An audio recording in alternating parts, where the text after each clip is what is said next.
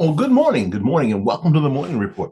My name is Willie Lawson. The Morning Report is a production of fightbackmedia.com, fightbackmedia.com, fightbackmedia.com, and fightbackmediatv.com. Trust that you are well this glorious day. It's Tuesday, and it is actually for me. It's early. It's only like quarter to 10. Sometimes I don't get this out until like that night of, but um, we had to get up early this morning. We were supposed to go to the doctor, not for myself, but for my wife. She's fine. On our way there, we get a text message that, oh, her doctor's not going to show up. I guess he was on I don't know, was he on a drinking binge last night and couldn't make it to work? Yeah, whenever that happens, it's super frustrating. We were literally on our way. And she's like, well, we may as well turn around and go back home. So we did. She was irritated, but I wanted to go into the place and go, I'm sorry, I was in the parking lot when I got your text message. Let's set another appointment, like for now. What? I'm inconvenienced. Is it a problem with you being inconvenienced too? You know how they make you check in and pay before you get your service. Anyway, all this has to do with the Affordable Care Act. Every single bit of it. How they're doing this now, and then that and uh, the tyranny of COVID. So there you go. All right. Any case, let's get started. The House of Representatives killed a resolution that would impeach Secretary Mayorkas from DHS. The article, let's see, on Monday night, last night, the Republican-controlled House of Representatives voted to refer to committee the resolution from Representative Marjorie Taylor Greene from Georgia to impeach the Department of Homeland Security, Alejandro Mayorkas. With a close vote of 209 to 201, the move essentially kills the resolution, which was introduced last week as a privileged motion. There has been chatter about impeaching Mayorkas for years for his dereliction of his duties at the southern border, even since before Republicans took control of the chamber. Greene has been particularly passionate about impeaching Mayorkas. The Republican Study Committee threw their support behind such an idea back in July. Fox News Jack Pengram points to as he votes the general person's agreement to kill the resolution. This is what Peregrine from Fox News tweeted. Fox is told that Democrats changed their motion to table the Green resolution to impeach Mayorkas to a motion to refer to committee in order for it to be successful. Number two, a senior House Democrat source says that Republicans were willing to vote to refer rather than to motion to table. So let's just refer to committee, which means we'll take it and we'll take this right here. We're going to put it in committee. Yeah. So that was the general person's agreement between the sides to kill the Greene's impeachment candidate. Now, I don't want anybody to get this wrong. I don't want anybody to comment something stupid that ain't true. Alejandro Mayorkas is a mouthpiece for Soros and all the other one worlders. There, said it. And he's terrible. Although he's good at his job because he believes his job is to have open borders. That's what he believes his job is. He is good at what he believes his job is, and he's terrible for the country. Terrible. Now, this idea that we're going to use impeachment as a political tool, when the left started talking about impeachment of Donald Trump when he came down the escalator, you remember, right? A lot of people said, a lot of us over here said, oh, Lord of mercy, what we can't get into is this tit for tat, using impeachment as a political tool. Impeachment should be the last method, the very last method, and for the worst of crimes. And now we're using it like we use anything else. I mean, censure, impeachment are way at the very end. In the meantime, you have policy, right? Before you get to censure and impeachment, you have rules and policy. Well, let's work on rules. So this idea that I think Mike Johnson made a great move in not moving forward with the impeachment proceedings on the president, and this follows that line of thinking. Stop with the impeachment mentality and let's get to work with the rules and the policy. That's what we ought to do. That's what we got to do. Yes, Mayorkas is terrible. But do you know how you get rid of Mayorkas? Elect the president.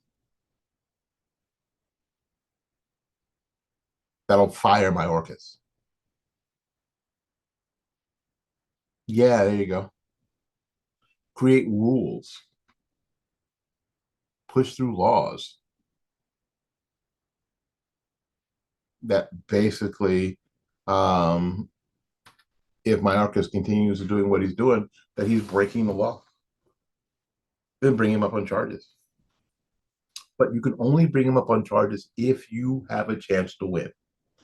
The impeachment of Donald Trump is terrible on a lot of levels, but the biggest level is that there was never a chance they were going to win. They were never going to get a conviction. This idea, oh, we impeached you, ooh, we impeached you, ooh, we got impeached 2 times, 3 times, 6 times. Who cares? You were never going to get a conviction.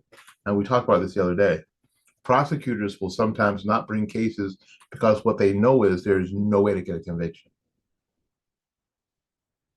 Now, their heart may go out to the victims in the situation, but they know that they won't get a conviction for any number of reasons. So they're likely not to push that case forward. And I think all these lawyers in the House of Representatives should at least think about that, and especially the prosecutors.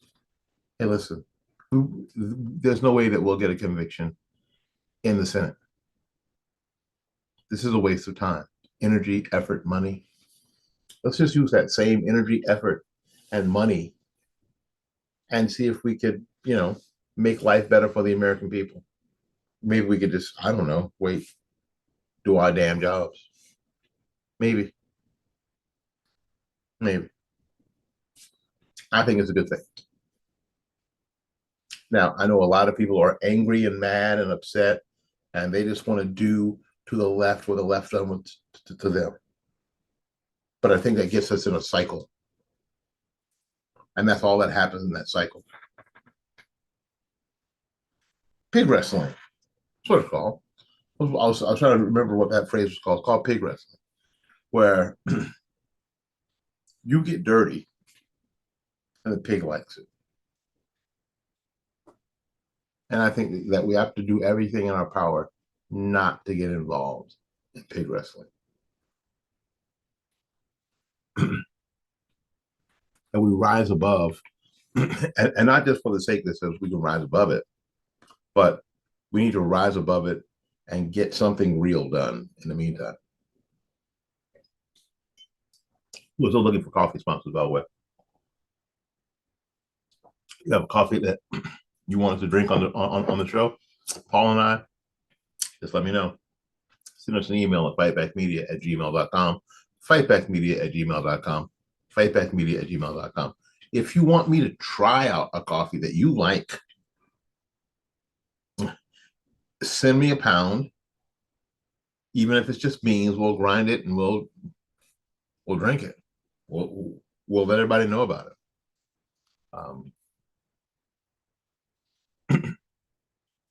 I think it's a really good idea. And listen, what we're going to do, we're going to take a short break. The next spot is from my friend Jeff Dow. Jeff Dow is a veteran, and they have a pressure washing business that is planning on doing some really neat stuff for our veterans. I know Veterans Day was last week, and but it needs to be every day, and that's what Jeff's company is about. So go ahead and watch this spot, and we'll be back right after this. What's going on, Tampa? Jeff Dow from JD's Pressure Washing here again, and we wanted to share something really cool with you that we're going to be doing that you can be a part of. Tampa is home to 21,000 veterans. We all love our vets, and being one myself, we wanted to find a way that we could give back. So here's what we're going to do. For every 10 jobs that we do that are $300 or more, we're going to do one veteran home for free. Now, when I say home, we're talking house wash, driveway, sidewalks, and perimeter fence if they have one. So I need your help with exposure on this so that we can get the jobs that we need as well as the veteran homes to clean, which is going to be a total surprise for them. We're going to show up, knock on the door, and let them know right then and there in the moment what it is that we're going to be doing for them. It is going to be pretty cool. And here's a bonus offer for all of you who help us with this. We're also going to offer 15% off all cleaning that's over $300 just to say thanks. So if you could do me a huge favor, like, comment, and share this video so that we can get the word out and start cleaning homes of veterans right here in Tampa.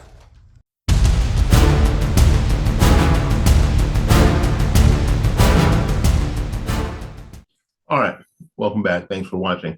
Again, call him, text him. He'll do a free estimate, especially if you are in the Tampa Bay area. And that is Hillsborough, Pasco, Hernando, possibly it's a little far north, Polk, Manatee, Sarasota, which maybe a little bit south, Pinellas. So that whole Tampa Bay area. Let's go ahead and see what we can do with for our veterans that are in this area, and there are a lot of veterans in this area. Let's see if we can help some people out. All right. We have a tendency to get sucked in to this air of inevitability, and that sort of makes you, I don't know, impotent. Because if you think it's already going to be a foregone conclusion, you have a tendency not to work, not to think about it. However, and you're going to hear about this, so I want to get to you first. In the Senate elections in 2024, next year, Democrats have a lot of seats to defend. A lot. I'll read them to you. Write them down.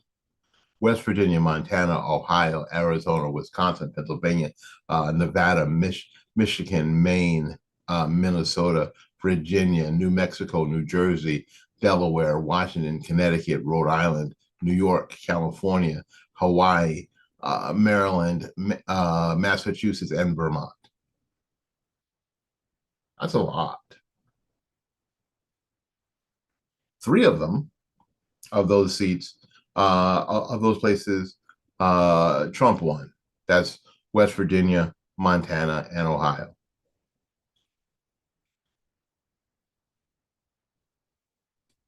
By a huge, I mean, Trump crushed West Virginia, won by 38 points, almost 40 points. Montana won by almost 17 points. Ohio won by 8 points. Those should be,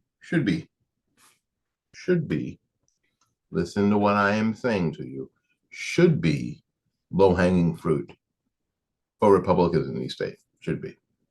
But there are no foregone conclusions. Should be. Doesn't mean anything. Now, all this will depend on who the nominee is, won't it? Arizona. Trump lost by 0.3 points. 0.3. That is open. Wisconsin, 0.6. Pennsylvania, 0.12. Excuse me, 1.2. So those are 1, 2, 3, 4, 5, 6 states that could be low-hanging fruit for Republicans, which would give them a majority in the Senate.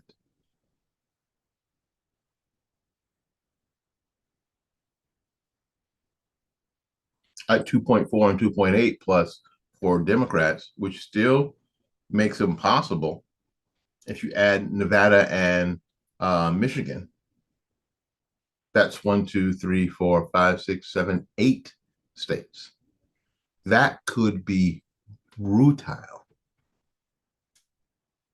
Now, remember the red tsunami or red wave that didn't materialize because it only existed in the minds of the media and Republican strategists? I don't want you to get caught up in that again. I want you to make sure that you actually stay tuned here to Paul and I here at Fight Back Media and paulswanson.com, so we can sort of keep a lid on the expectations. So the idea is that Republicans won't win these states or these Senate seats unless rank and file Republicans like yourself get out, start knocking on doors, and campaign for the person running for the office, not campaign for Trump or DeSantis or Ramaswamy or Haley, but for the person that's running for the seat. What are they bringing to the table? Stay focused. Stay focused. There's a chance. There's an opportunity. There's potential. And what would you say? There's not much worse than unrealized potential. There is potential here. Is this a foregone conclusion? Not by any stretch of the imagination. The Republicans could lose all 8 of these seats easily. Actually, it'd be hard to lose West Virginia, but it's possible, right? So focus local. Focal? Yeah, focal. Focus local. This is a key to long-term victory. House elections, and I'll say this to you, House elections especially, are local elections with national implications. A House race is about 600,000 people. Your city may be bigger than 600,000 people. And for some people, 600,000 people is the entire state. Or dang near, right? That's why some states only have like 2 people from in House, in House Representatives, because that's their whole state. But it's a local election for a lot of us that has national implications. And it's similar with the Senate. The Senate, every state has 2 senators. They have terms for 6 years. Okay. So it is very, very possible that if you stay focused on local, that you can make the changes, that we can make the changes at the federal level that need to be made. But if you don't do your work, I've said this 1,000 times, if you don't do your work at home, nothing will change in DC. And it won't be Ronna McDaniel's fault, it'll be your fault. It'll be my fault. We have to start taking responsibility for our failures and then doing something about them. All right, we got to get out of here, make room for somebody else. So until we see you again, go out there and learn something, love somebody, and for goodness sake, y'all take care of yourself. We will see you when we see you. Bye-bye now.